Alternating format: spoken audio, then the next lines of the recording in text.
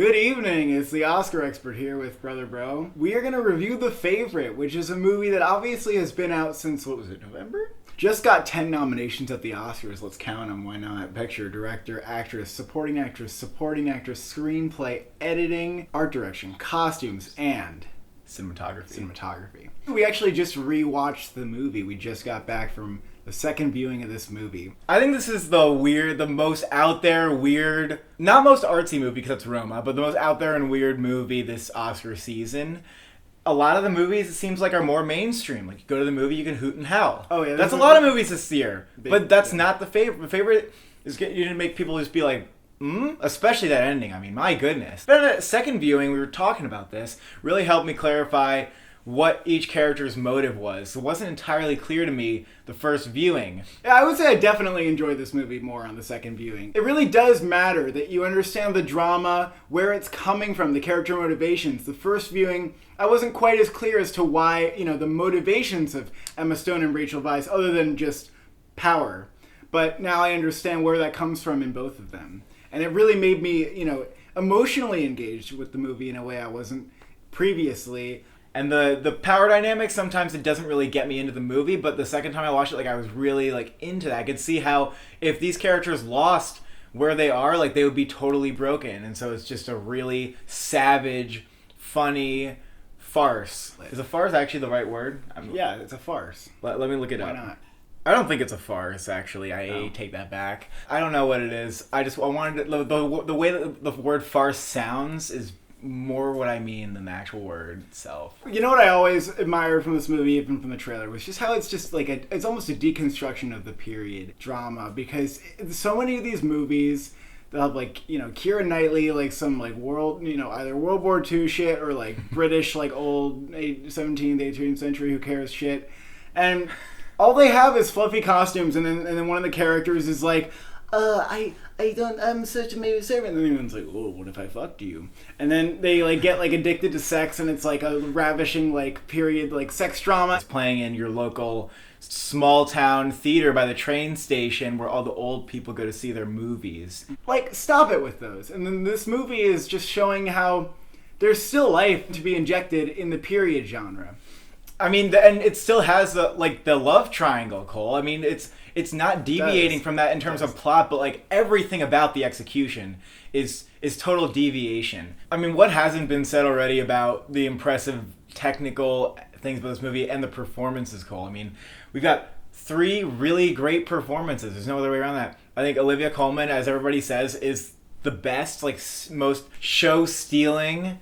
And on the second viewing, I appreciated her performance even more, because she's just really connected to that brokenness of that character, which seems to be at the core of this movie. So she wasn't giving that vulnerability and that pain in some of those scenes. I don't know if this movie would have worked in the same way. She's also hilarious. Sometimes she's equally sad and funny. Emma Stone's past and Olivia Colman's past really come into play in how these characters exist. Rachel Weisz, she's really great in the movie. She's always playing it so smart. Her delivery is spot on. Her facial expressions are subtle but powerful. She's just fantastic at delivering the witty lines in the screenplay. As I think all the actresses did really well, just delivering the lines of the screenplay. They felt like they were just perfectly delivered, they had rehearsed it so many times and just gotten every single beat. And because the dialogue can be really hard to follow or get if they're not delivering it in that way, and everybody did such a great job. I mean, and what a great screenplay. I think this should be winning the screenplay awards over Green Book easily. Is Green Book? And it's not, and I wouldn't even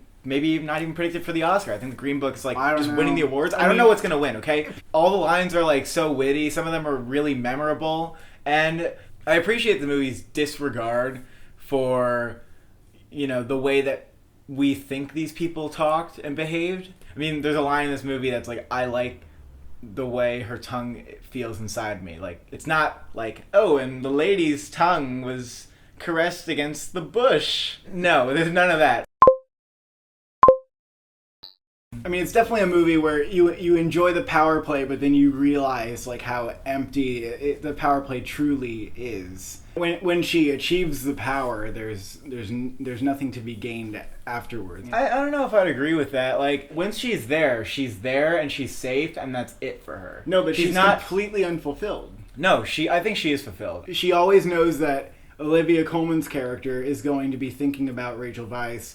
The ending is not that she regrets like where she is or that she doesn't feel fulfilled. I think it's that she's realizes that she doesn't have any control over her position. Like she could easily end up like Rachel Weisz. No, but she's also wondering like, what am I doing here? She's not happy at the end. The end is tragic for everybody. All she wants in the movie is to get her to lift herself from poverty. As long as she feels that she has a secure place in here, she's happy. Then why does the movie fucking film her face for a straight minute at the end where she's like, oh my god? Because she realizes that she's in somebody's hands who's just completely like chaotic. She has gotten what she wants, but she's not entirely safe. She just wants to be secure. That's it.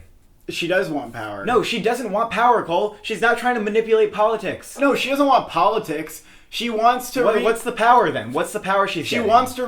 She wants to rebound from the weakness that she felt when her family collapsed and she was sold as like a sex person. It's not really as much that as just she wants security. Okay, you can think that. That's literally what it is. But then at the end, there is a scene where an escape from Olivia Colman is looking through the mail because she's waiting for Rachel Weisz's letter, and the entire time Emma Stone is thinking about how she is always going to be looking over her shoulder because Emma Stone's character is so like motivated to chase power and you know, going upwards so that she can secure herself, as you said, that she eventually forgets anything else. You know, she forgets about how insane it is to be the servant of this kind of crazy queen. The fact that like you actually have to live with this person now and you have to actually spend time with them. Oh yeah, no, I agree with that. I agree with that. She sees like that there's like an emptiness to where she is. Yeah. Obviously, she feels like that is empty. But yeah, no, I can agree with that. I just don't think that it's not nearly as bad as what she would have had otherwise. I don't think you're supposed to be thinking about, she kind of got what she wanted. In the end of the movie, it's like her like rubbing her leg and then like masturbating her, and it's just like, is it masturbating her? I think she eventually made it to that. Yeah.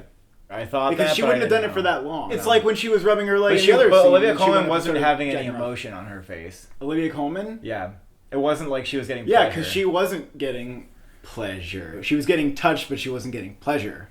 At first, when Emma Stone starts to pleasure Olivia Colman, it is exciting for Emma Stone because she is achieving this new power, and it's exciting for Olivia Colman because she is this new person. And when Olivia Colman goes to Emma Stone, it's because Rachel Weisz, who doesn't always give the queen the emotional satisfaction she wants. So when the queen gets it from Emma Stone, she gets to like kind of middle finger, like, oh, you don't give me what I want. Like, now I'm doing this.